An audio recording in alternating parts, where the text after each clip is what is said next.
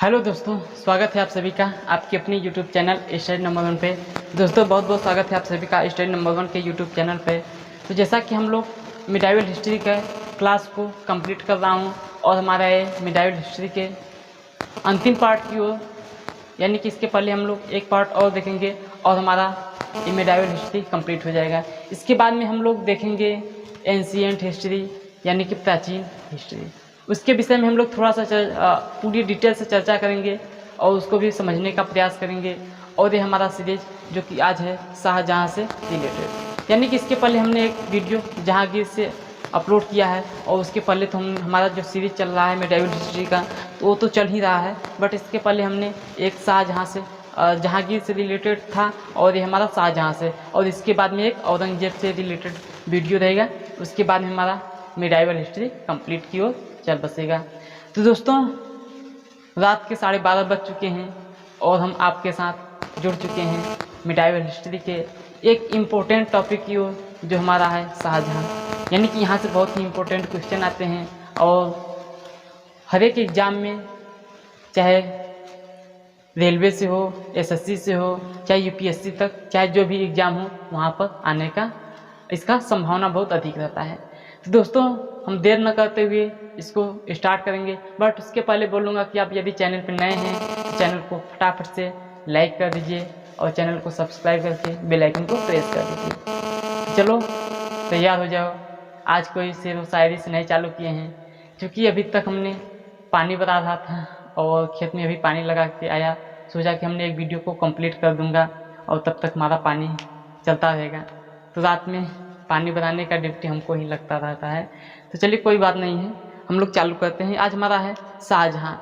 शाहजहाँ से हम लोग थोड़ा सा इम्पोर्टेंट पॉइंट की ओर थोड़ा सा देखेंगे कि शाहजहाँ का परिचय हमने थोड़ा सा देख रहे हैं। चलिए अच्छा यहाँ पर आते हैं बोर्ड पर। बोर्ड पर क्या है? शाहजहाँ। और शाहजहाँ से हमने रिलेटेड देखा कि शाहजहाँ का जो शासनकाल रहता है 1628 से लेकर के 1658 ईस्वी के बीच में इसका शासनकाल रहता है।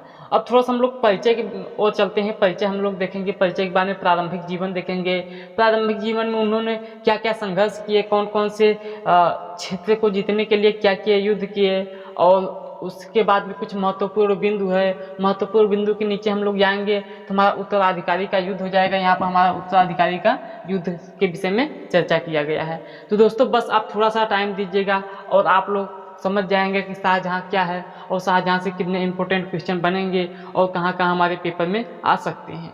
तो दोस्तों हम लोग चालू करते हैं। सबसे पहले इनके परिचय के विषय में जानते हैं। इनकी बचपन का नाम क्या है, इनका परिचय क्या है, जन्म कहाँ पे होता है और उनका पालन पोषण कहाँ पे होता है। इस प्रकार से जो कि कुछ भी क्वेश्चन बनते हैं हम लोग उनके परिचय के रूप में देखेंगे। तो इनका जन्म जो होता है, जन्म 5 जनवरी 1592 ईस्वी में होता है। 5 जनवरी 1592 ईस्वी में इनका जन्म होता है, जो कि शाहजहाँ उनके जहांगीर के पुत्र के रूप में प्राप्त होते हैं। शाहजहाँ जहांगीर के पुत्र के रूप में प्राप्त होते हैं और इनका जन्म 5 जनवरी 1592 ईस्वी में हुआ था। आप लोग याद करिएगा। अब हम चलते हैं इनके बचपन का नाम। तो इनके जो बचपन का नाम है, बचपन का नाम क्या है? खुर्रम है। क्या नाम है? खुर्रम। इनके बचपन का नाम खुर्रम होता है और शाहजहाँ की उपाधि, यानी कि जहांगीर द्वारा शाहजहाँ की इनकी उपाधि दिया गया। अब थोड़ा सा चर्चा करेंगे शाहजहाँ की उपाधि के संबंध में कि शाहजहाँ की उपाधि क्यों दिया गया और जहांगीर ने शाहजहाँ की उपाधि इनको क्यों दिया गया। तो आप लोग जानते होंगे दक्षिण भारत का अभियान था। दक्षिण भारत के अभियान में खुर्रम ने अपने सेना को लेकर के चल पड़ते हैं और वहाँ के जो अहमदनगर है या फिर गोलकुंडा का क्षेत्र है वहाँ पर थोड़ा थोड़ा अपने एरिया के रूप में थोड़ा सा मिलाने का प्रयास करते हैं और इसी सफल संघर्ष की वजह से इनका नाम शाहजहाँ की उपाधि दे दी। यानी कि जहांगीर ने इनके नाम के आगे शाहजहाँ की उपाधि दे दी। बट इन्होंने उपाधि लेते समय, यानी कि इनकी उपाधि तो जहांगीर द्वारा प्राप्त हो गई, शाहजहाँ की उपाधि। बट अब देखिए थोड़ा सा आगे चलते हैं। आगे मोड़ पर क्या होता है कि राज्याभिषेक इनका 24 फरवरी 1628 ईस्वी में होता है। 24 फरवरी 1628 ईस्वी में होता है। अब हम लोग चर्चा करेंगे कि 16 फरवरी 1628 ईस्वी में इनकी राज्याभिषेक होता है, यानी कि ये लोग गद्दी पर बैठते हैं। बट जो जहांगीर की मृत्यु हुई थी 1600 1627 ईस्वी में जहांगीर की मृत्यु हो जाती है। तो हम लोग अभी आगे चलेंगे, चर्चा करेंगे कि क्यों इनका राज्याभिषेक 1 साल डिले हुआ, क्यों इनका राज्याभिषेक 1 साल लेट हुआ, इसके विषय में हम लोग चर्चा करेंगे। और बट उसके पहले हम लोग यहाँ से देख लेते हैं कि इन्होंने जब राज्याभिषेक यानी कि राजा के पद पर बैठा तभी उन्होंने अपने आप से एक उपाधि लिया, और उस उपाधि का क्या नाम है यहाँ पर हम लोग देखेंगे। बहुत ही लंबा उपाधि है और आप लोग बस इतना से याद करेंगे कि किरण ए सानी की उपाधि लिए। लेकिन हम लोग पूरा देख लेते हैं। पूरा क्या है? अबुल मुजफ्फर शहाबुद्दीन मोहम्मद साहिब किरण ए सानी। इस प्रकार से जो लंबे नामों वाले राज्याभिषेक बनते समय इन्होंने उपाधि लिया। तो उपाधि लेते समय यानी कि हम लोग के पेपर में जब पूछेगा तो पेपर में हम लोग किरण ए सानी के नाम से ही जान लेंगे, तो ऑप्शन मैच कर जाएगा।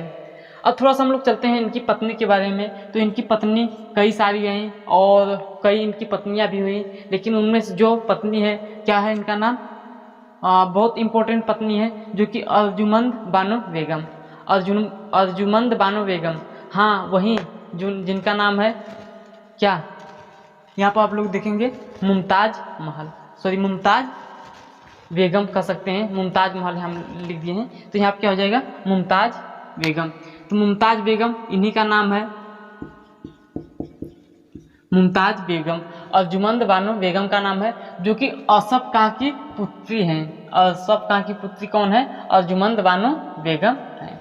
तो अर्जुमंद बानो बेगम असफ खां की पुत्री हैं और इनका उपनाम क्या है? मुमताज महल के नाम से, मुमताज बेगम के नाम से प्रसिद्ध हुई हैं। अब देखिए इनकी थोड़ा सा चर्चा करेंगे कि इनकी जो विवाह होती है, विवाह इनकी कब होती है और इनका मृत्यु कब होता है। तो विवाह होता है 1612 ईस्वी में इनका विवाह होता है और मृत्यु होता है 1631 ईस्वी में। मृत्यु कब होता है? 1631 ईस्वी में होता है। अब क्यों मृत्यु हो जाता है इसके लिए हम लोग चर्चा करेंगे। देखिए क्या होता है कि विवाह इनकी होती है 1612 ईस्वी में और मृत्यु 1632 ईस्वी में हो जाती है। कहा जाता है कि इनके 14 पुत्र थे और अंतिम यानी कि 1632 ईस्वी में प्रसव पीड़ा की वजह से इनका मृत्यु हो जाता है। यानी कि इन्होंने 14 पुत्रों का जन्म दिया, जिसमें कि केवल 7 पुत्र ही बचे थे, 7 बच्चे ही बचे थे। और उसमें से हम लोग देखेंगे कि कौन से पुत्र हैं और कौन सी उनकी बेटियां हैं। तो इसके लिए हम लोग थोड़ा सा यहाँ पर चर्चा करेंगे कि इनके जो पुत्र हैं, कुल पुत्रों की संख्या कितनी थी? तो 14 थी। उसमें से जीवित पुत्र कितने थे? तो 7 जीवित पुत्र थे। अब हम लोग चर्चा करेंगे कि इनके कौन कौन से पुत्र हैं और कौन कौन सी बेटियां हैं यानी कि पुत्रियां हैं। तो हम लोग सबसे पहले देखेंगे कि इनके पुत्र में आते हैं दारा सिको। उसके बाद में कौन आते हैं?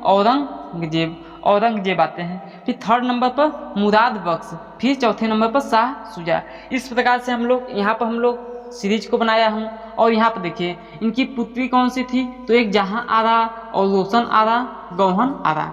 हम लोग यहाँ पर इसलिए यहाँ थोड़ा सा लाइन में के रूप में लिखे हैं क्योंकि हम लोग आगे देखेंगे जब उत्तराधिकारी का युद्ध यानी कि संघर्ष जब अंतिम में होगा तो उसमें हम लोग देखेंगे कि दारा सिकोह का जो मति था, दिमाग था, जहां आरा के दिमाग से मैच करता था।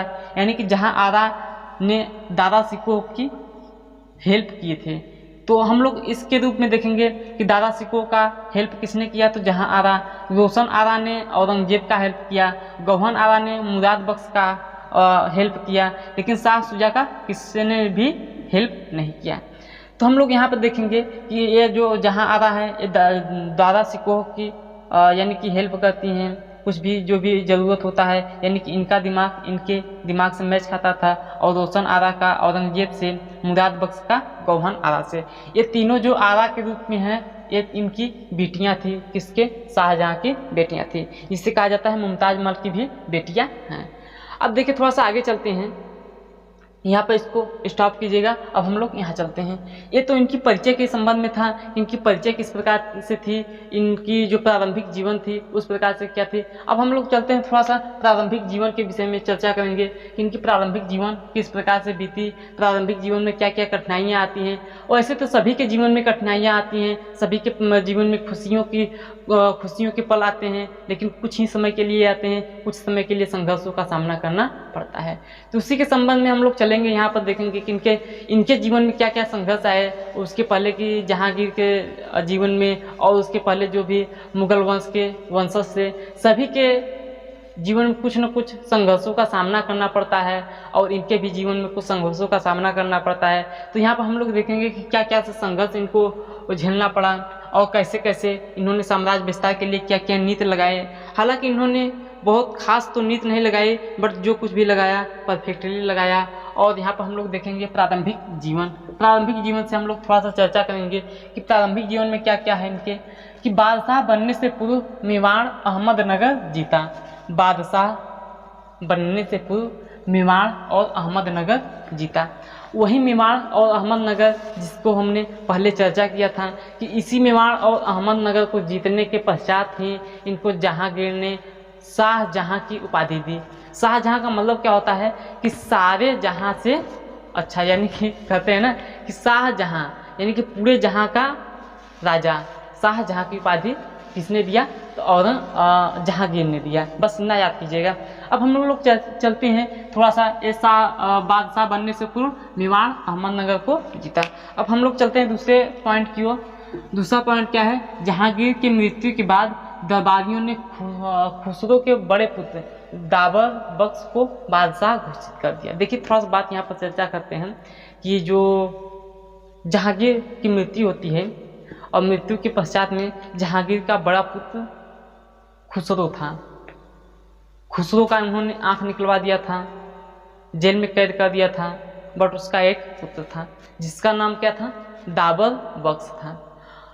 अब बात आती है दाबर बख्श और शाहजहां के बीच में। देखिए क्या होता है कि जहांगीर की मृत्यु होती है। जहांगीर की मृत्यु के बाद में पूरे इलाकों में डंका बज जाता है कि सम्राट का निधन हो गया, मृत्यु हो गई। तो उसी समय इनके चारों पुत्र खुशी होते हैं और आपस में संघर्ष करते हैं कि अब हम लोग राजा बनने योग्य हो गए हैं और हम लोग आपस में, यानी कि हम राजा बनेंगे। इसके संबंध में आपस में लड़ाइयाँ करने लगे। उसको हालांकि अभी बाद में चर्चा करेंगे। उसके बाद में हम लोग यहाँ पर देखेंगे कि जहांगीर की मृत्यु के बाद दरबारियों ने खुसरो के बड़े पुत्र, खुसरो जो था उसका, जहांगीर का बड़ा पुत्र खुसरो, उसका बड़ा पुत्र दाबर बख्श था, उसको राजगद्दी पर बैठाने का कार्य किसने किया? तो दरबारियों ने। चूँकि दरबारियों का खुर्रम से, शाहजहां से नहीं पड़ता था, तो इसीलिए इनको बैठाने का प्रयास किया, दाबर बख्श को बैठा दिया, अच्छा अल्पकालीन समय के लिए। बट बात आती है कि दाबर बख्श के बाद में इनका जो क्या नाम है? असफ खां ने अपनी पुत्री का विवाह अर्जुमंद बानो बेगम का विवाह इससे शाहजहां से किया था। तो जब शाहजहां से अर्जुमंद बानो बेगम का विवाह किया था तो इन्होंने चाहते थे कि हमारा दामाद राजगद्दी पर बैठे। बट वहाँ तक अभी चर्चा नहीं करेंगे। हम लोग चर्चा कर रहे हैं कि जो यहाँ के दरबारी थे वो दरबारी दाबर बख्श को राजगद्दी पर बैठा दिए। अब राजगद्दी पर दाबर बख्श बैठ गया। अब लाहौर के क्षेत्र में कौन सा था? तो लाहौर के क्षेत्र में शहरयार था। अब शहरयार के कानों में भनक जाती है कि और जहांगीर की मृत्यु हो जाती है, तो उन्होंने भी अपने आप को राजा घोषित करने लगा और वहीं से अपने आप को राजा घोषित कर लिया। अब बात जाती है असफ खां के पास। असफ खां सोचने लगता है कि मेरा दामाद तो यहाँ पर है नहीं। उसका दामाद उस समय कहाँ पे था? तो आप लोग अफ़गानिस्तान के साइड में जानते होंगे, वहाँ पे था। इसका जो खुर्रम था जिसका नाम शाहजहां है, वो वहाँ पे था। तो इन्होंने मैसेज किया कि आप जल्द से जल्द आ जाइए और यहाँ पर सभी लोग राजगद्दियों को छीनने की होड़ में लगे हैं। तो उन्होंने अपने चिट्ठी के माध्यम से आदेश दिया कि आप लोग जो उसके शाहजहां के कहने पर आसफ खान ने सभी राजकुमारों एवं उत्तराधिकारियों के हत्या करवा दी। यानी कि शाहजहां ने अपने चिट्ठा में मैसेज किया कि जितने भी वहाँ के उत्तराधिकारी हैं, राजकुमार हैं, उनकी हत्या करवा दीजिए। अच्छा, तो आसफ खान ने सभी राज दरबारियों की हत्या करवा दी जितने उसके पक्ष में थे। यानी कि जिसने शाहजहां, जिसे खुर्रम कहा जाता है, उसके पक्ष में थे, उसको छोड़ करके जो दूसरे पक्ष में थे उसको हत्या करवा दिए और सभी एक से एक वो धराशायी करने का प्रयास कर दिया। अच्छा, यहाँ तक बात क्लियर हो जाती है। अब हम लोग चलते हैं थोड़ा सा आगे की तरफ कि पूरी धराशाह हो गई और उसके बाद में हम लोग देखेंगे कि जो आसफ खां था, आसफ खां के नेतृत्व में सभी राजकुमारों और उत्तराधिकारियों की हत्या करवा दिया गया। अब हत्या करवाने के बाद में शाहजहां वापस आते हैं अपने दिल्ली के क्षेत्र में और देखने के पश्चात में बहुत खुश होते हैं कि वाह, हमारे ससुर जी ने तो बहुत अच्छा काम कर दिया। तो उस खुशी प्रसन्न की वजह से इन्होंने एक पद पर रखा जो कहा जाता है, आसफ खान ने खुश होकर के 7,000 जात और सवार के साथ वजीर पद पर रखा। यानी कि 7,000 जात एवं सवार के साथ वजीर के पद पर रखा। किसे? आसफ खां को रख दिया गया, आसफ खां को रख दिया गया। अब ये तो हमारी बात हो गई कि कैसे उन्होंने अपनी राजगद्दी को पाने का प्रयास किया। अब हम लोग चर्चा करेंगे थोड़ा सा आगे, और आगे हमारा क्या है कि इनका साम्राज्य विस्तार किस प्रकार से होता है। यानी कि साम्राज्य विस्तार में इन्होंने किस प्रकार से साम्राज्य अपना विस्तार किए, इसके संबंध में हम लोग थोड़ा सा चर्चा करेंगे कि कौन कौन से इन्होंने साम्राज्य विस्तार किए। तो सबसे पहले यदि बात आती है तो दक्षिण भारत के अभियान में इन्होंने कदम को रखा। सबसे पहले इन्होंने दक्षिण भारत के अभियान में कदम रखा और दक्षिण भारत के अभियान में कदम रखते हुए इन्होंने अहमदनगर पर जीत हासिल किया। जीत हासिल क्या किया, इस ऐसा बुरा हाल कर दिया अहमदनगर का कि वहाँ के राजा अपने आप को स्वयं अधीनता स्वीकार करने का निर्णय ले लिया गया। तो देखिए 1629 से लेकर के 36 ईस्वी के बीच में इनका जो पहला अहमदनगर पर जीत था, 1629 से लेकर के 36 के बीच में अहमदनगर पर इन्होंने आक्रमण कर दिया, यानी कि अपने राज्य में मिलाने का प्रयास कर लिया। अब थोड़ा सा चलते हैं गोलकुंडा क्षेत्र। तो 1636 में मुगलों से संधि लिया और विजयपुर में 1636 में मुगलों से संधि लिया। अब देखिए गोलकुंडा ने 1636 में मुगलों से संधि लिया और विजयपुर ने भी 1636 में मुगलों से संधि लिया। हालांकि वो संधि उतना बड़ा लेवल पर नहीं था, बहुत ही कम था। यानी कि जो कह सकते हैं शाहजहां की शक्तियाँ कमज़ोर हो चुकी थी। क्योंकि इनका जो प्रिय पत्नी जिसका नाम है मुमताज़ महल की मृत्यु 31 में हो चुकी थी और इनका जो लड़ाइयाँ हुई थी वो लड़ाइयाँ 36 में हुई थी। यानी कि इन्होंने बहुत वियोग की वजह से अपने युद्ध को उतना अंजाम नहीं दे पाया जितना कि देना चाहिए था। अब हम लोग थोड़ा सा आगे चलते हैं कि औरंगजेब ने 1636 से लेकर के 44 से 1652 से लेकर के 58 तक दक्कन का सूबेदार बना था। अच्छा, यहाँ पर आप देखिएगा कि नोट के रूप में क्या है कि जो शाहजहां का पुत्र औरंगजेब, यहाँ पर आप देखिएगा औरंगजेब है, ये औरंगजेब 1636 से लेकर के 44 ईस्वी के बीच में, फिर 1652 से लेकर के 58 ईस्वी के बीच में दक्कन जो कि दक्षिण भारत का पठार है, दक्षिण भारत के पठार में इन्होंने सूबेदार वहाँ का नियुक्त हुए थे। इसीलिए कहा जाता है कि जब औरंगजेब राजगद्दी पर बैठता है तो अपना 25 साल पूरे दक्षिण में ही बिताने का निर्णय लेता है, यानी कि बिताता है। तो इस प्रकार से हम लोग यहाँ पर देखेंगे। और जो दूसरा पॉइंट है ये भी इम्पोर्टेंट पॉइंट की दृष्टि से है कि मीर जुमला आप देख रहे होंगे। मीर जुमला ने शाहजहां को कोहिनूर हीरा उपहार में दिया, जिससे कि शाहजहां ने पा करके उसे अपने मयूर सिंहासन में जड़वाने का कार्य किया। तो यहाँ पर आप लोग देखेंगे कि क्वेश्चन में पूछेगा कि शाहजहां को किसने कोहिनूर हीरा उपहार में दिया था। तो इस प्रकार से यदि क्वेश्चन पूछेगा तो आप लोग बताएंगे इसका राइट आंसर क्या हो जाएगा कि मीर जुमला ने शाह शुजा को कोहिनूर हीरा उपहार में दिया, जिससे कि मयूर सिंहासन में जड़वाने का कार्य किसने किया, तो शाहजहां ने ही किया।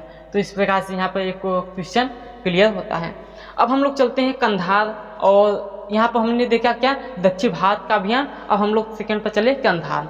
कंधार, इसमें थोड़ा सा हम लोग आपको चर्चा कर देते हैं कि कंधार क्या है और वहाँ पर क्या नियम शर्तें लागू है। तो देखिए क्या है कंधार का, पहले मैप में यदि हम देखेंगे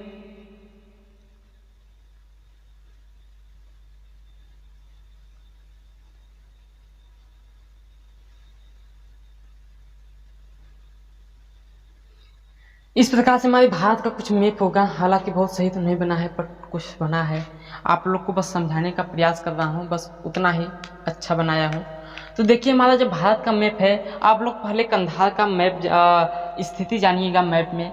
तो कंधार जो क्षेत्र है अफगानिस्तान के साइड में इधर का क्षेत्र है कंधार। अब कंधार पर इन्होंने, देखिए कंधार क्या है, कंधार सदैव मुगलों और ईरानियों के मध्य संघर्ष का कारण बना रहा। जो कंधार है, कंधार पर मुगल और इधर जो ईरानी हैं, ईरानी यानी कि फारस के खाड़ी से आने वाले हैं, जो फारसी हैं और ईरानी हैं, इन्होंने भी अपना अधिकार इस पर जमाने का कार्य किया। और जो दिल्ली में है, इन्होंने भी अपना कार्य इस पर जमाने का प्रयास किया। अब इसी के होड़ में दोनों लोग आपस में लड़ते झगड़ते रहते थे, बट जो हुआ यहाँ पर कुछ गलत ही हुआ। क्या हुआ कि मध्य संघर्ष हुआ, होने का कारण ही हुआ। अब देखिए 1622 ईस्वी में फारस को जीता, यानी कि 1622 ईस्वी में फारस ने कंधार को जीत लिया। अब फारस ने कंधार को 1622 ईस्वी में जीता, फिर कंधार को दिल्ली सल्तनत यानी कि शाहजहां ने कब जीता, तो 1628 ईस्वी में जीता। अच्छा 1628 ईस्वी में जीता।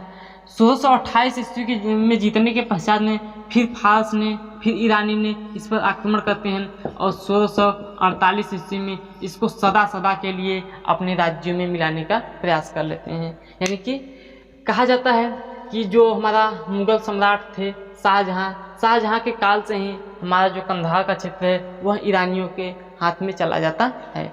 तो यहाँ से हम लोग इतना चर्चा किए हैं। अब हम लोग थोड़ा सा आगे चर्चा करेंगे। आगे हमारा जो पॉइंट है कुछ इस प्रकार से है, आप लोग देखने का प्रयास कीजिएगा। तो इस प्रकार से यहाँ पर देख लेते हैं कि सदैव मुगलों और ईरानी जो कि फारस के मध्य संघर्ष का कारण बना रहा।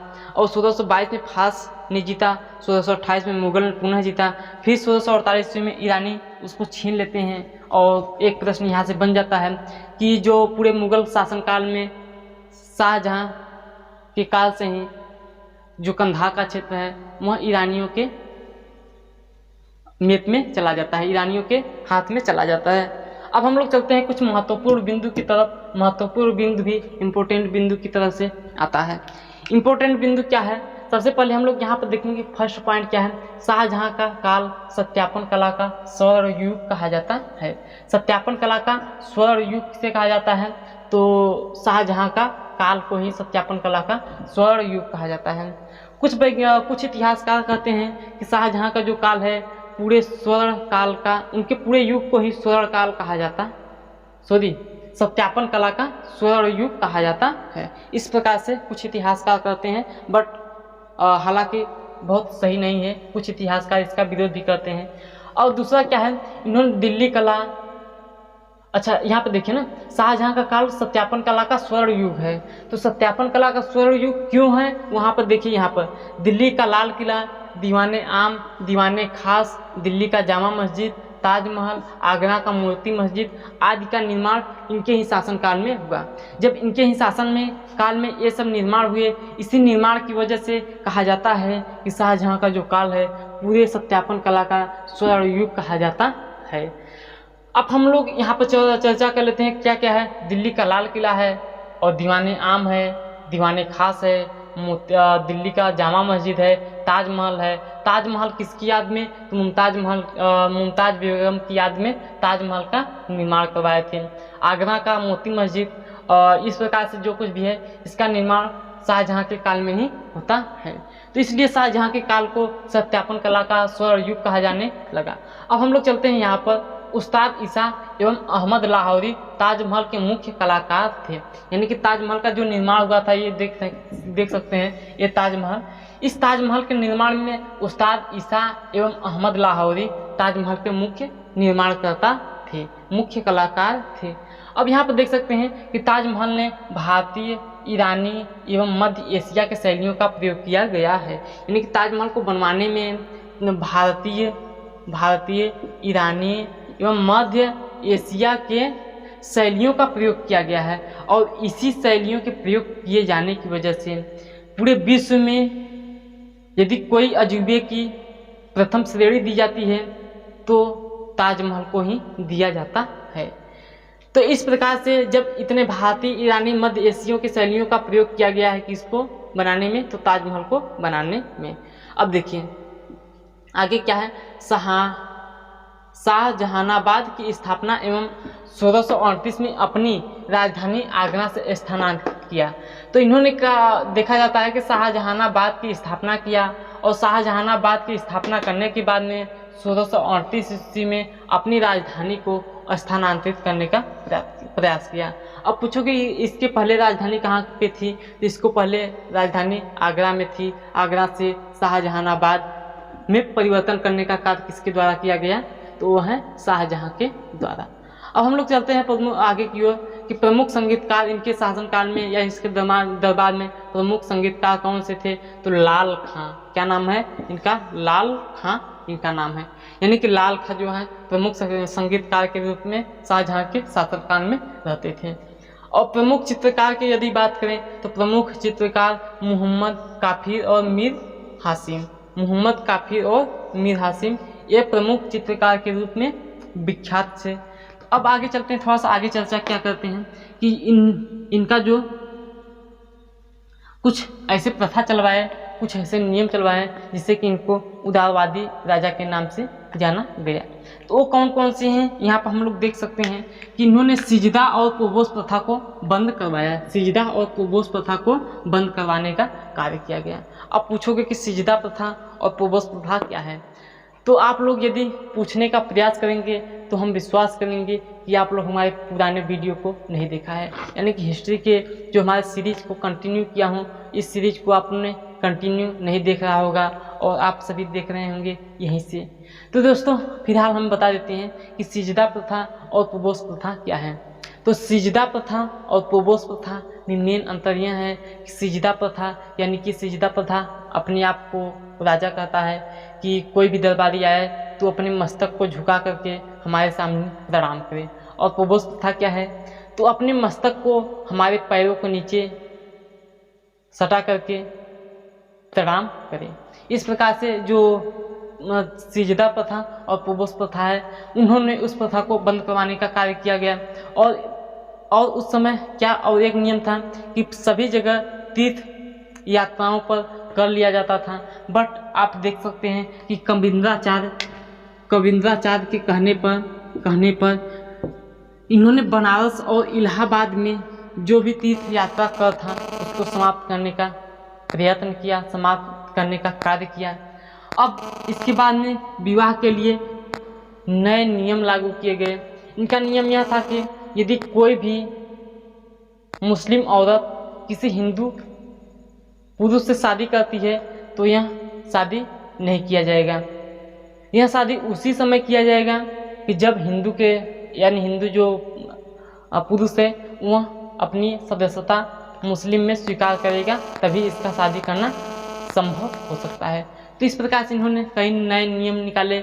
और हम लोग उसके बाद में हम लोग चल लेते हैं उत्तराधिकारी का युद्ध। उत्तराधिकारी के युद्ध में हम लोग चर्चा करेंगे कि उत्तराधिकारी का युद्ध क्यों हुआ। तो उत्तराधिकारी का युद्ध होने का मेन कारण था कि 1657 ईस्वी में शाहजहां का थोड़ा सा तबीयत डाउन होता है और वह बीमार पड़ जाते हैं। और बीमार पड़ते ही सभी पुत्रों के बीच में एक नई आशा की किरण, एक नए खुशियों का पल आ जाता है और उन्होंने आपस में संघर्ष करते हैं कि हम लोग राजा बनने का प्रयास करेंगे। यानी कि आपस में संघर्ष करने लगते हैं कि हम राजा बनेंगे और वह कहेगा कि हम राजा बनेंगे। इसी के संबंध में कुछ लड़ाइयाँ होती हैं और उस लड़ाइयों में हम लोग देखेंगे कि कौन जीत हासिल करता है और कौन अंत में राजा बनने का प्रयास करता है। तो दोस्तों चलिए थोड़ा सा यहाँ पर हम लोग चलते हैं। देखिए क्या है कि सबसे पहले बहादुरपुर का युद्ध होता है। आप लोग जानिएगा उत्तराधिकारी युद्ध में सबसे पहले किसका होता है, बहादुरपुर का युद्ध होता है। अब कहोगे बहादुरपुर के युद्ध का मेन कारण क्या था? तो बहादुरपुर एक जगह है और उस जगह पर दारा ने शाह शुजा को पराजित कर दिया। दारा शिकोह है, दारा शिकोह ने शाह शुजा को पराजित कर दिया और ऐसा लगा कि अब दारा शिकोह ने पूरे राजगद्दी पर शासन करेगा। बट उसी के सामने एक और संकट आ जाती है, धर्मठ का युद्ध। और इस युद्ध 15 अप्रैल 1658 ईस्वी में यह युद्ध का प्रारंभ हो जाता है। और इस युद्ध में कहा जाता है कि दारा को औरंगजेब ने पराजित कर दिया। यानी कि जो यहाँ पर दारा जीत हासिल किया था, अब इस जीत को पराजय में बदल दिया किसने? औरंगजेब ने।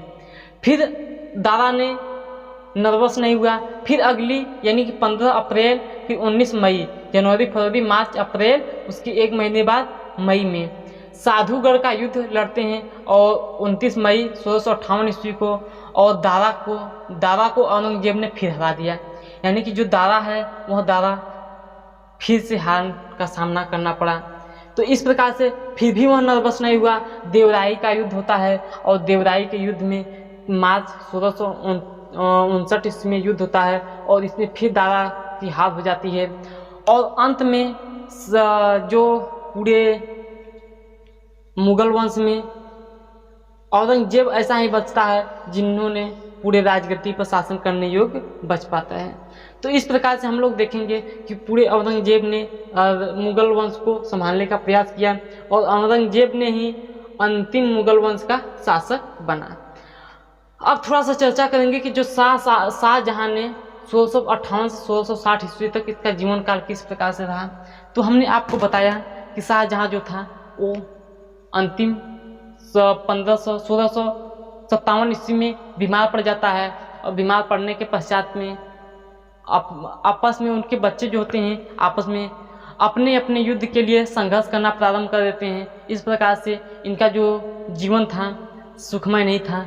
और हाँ, इतना ही नहीं, औरंगजेब ने राजगद्दी पर बैठते ही इनको कैद कर देता है। यानी कि 1658 से लेकर के 1666 ईस्वी तक कैद में रहा। और कहाँ पे? आगरा यानी कि ताजमहल के सामने रहा। तो ताजमहल की आगरा के खिड़कियों से ताजमहल को निहारता पड़ा रहा और पूरे 8 साल तक उनके कैद में ही रहा, यानी कि आगरा के महल में ही रहा। तो इस प्रकार से हमारी जो आज की वीडियो सीरीज़ थी वो कंप्लीट होती है और हमें उम्मीद है कि आप सभी को पसंद तो आया ही होगा। हमारी मेहनत को आप सभी लोग साकार कीजिएगा और एक एक कमेंट को स्वीकार कीजिएगा। एक कमेंट जरूर लिखना ना भूलिएगा, ताकि आपसे हमें बहुत ही अधिक मोटिवेशन मिलता है और हम चाहता हूँ किसी प्रकार से नए नए वीडियो कुछ नए अंदाज में कुछ अलग सीखने के प्रयास में हम लोग चालू करें। तो दोस्तों, हमने आज देखा पूरी शाहजहां की जो स्टोरी है उसके संबंध में देखा। अब हम अगली वीडियो में औरंगजेब से संबंधित इम्पोर्टेंट तथ्य को जानने पहचानने का प्रयास करूंगा और उम्मीद करूंगा कि आप सभी को दिलो दिमाग में बहुत अच्छे से समझ में आ रहा होगा। तो अपनी वाणी को यहीं पे विराम देना चाहता हूँ। हमारे पानी लगाने का टाइम आ चुका है, खेत में पानी बनाने का। तो चलिए दोस्तों, मैं अपनी वाणी को यहीं पे विराम देना चाहता हूँ, आपसे अलविदा लेना चाहता हूँ। आप कैसे हो कमेंट बॉक्स में एक बार ज़रूर लिख देना। Thank you, all the best, bye bye.